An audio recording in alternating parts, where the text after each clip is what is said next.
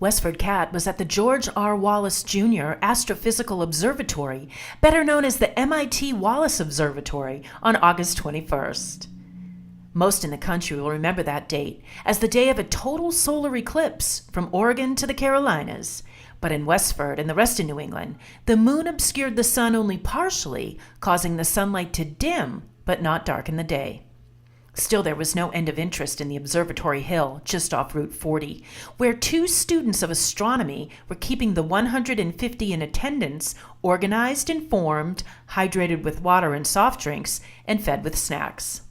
WestfordCat News Director Joyce Polino Crane met up with Tim Brothers, observatory manager at the M.I.T. Wallace Observatory, along with M.I.T. postdoctoral candidate Olusegun Jonah from the Haystack Observatory, also in Westford, where he explained the relationship between the two observatories.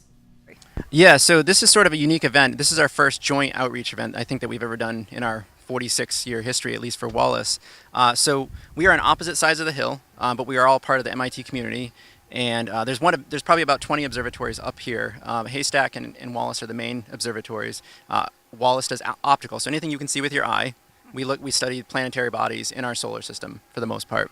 And Haystack observes similar objects or black holes or our upper atmosphere in the radio spectrum, the part we can't see.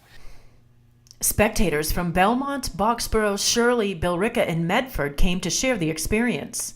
One woman was visiting from Bangalore, India.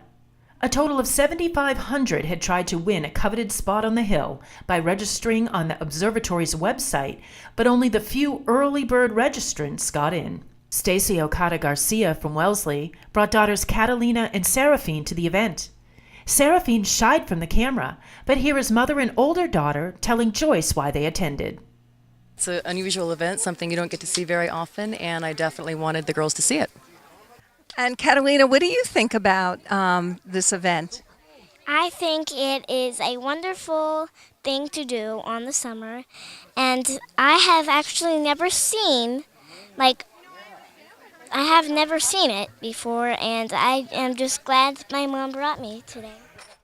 The observatory distributed NASA-sanctioned eyeglasses to all who participated. It is recommended to not look directly into the sun during a solar eclipse without protective eyewear. There is a risk of burning one's retinas. Greg Hurlbutt of Boxborough made sure that viewers could safely see the eclipse by bringing an oversized cardboard box with a pinhole and reflective paper inside.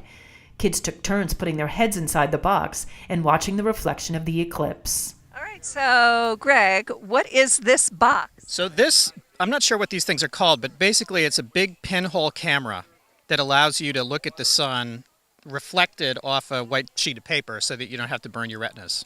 Okay, and what inspired you to make it for today? Well, I've got a lot of kids, and I wanted them to be able to safely view the eclipse, and we didn't have an opportunity to go to Nashville, Tennessee. So we're here, and we're making the most of it, and we're having a great time. How many kids do you have? I have 5.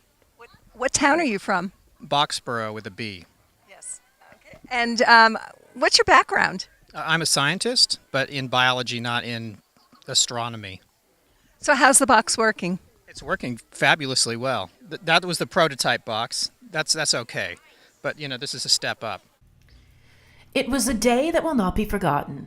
The natural event brought people from all walks of life to share in a rare occurrence during a period of political strife and demonstrations of racial and religious hate in this country.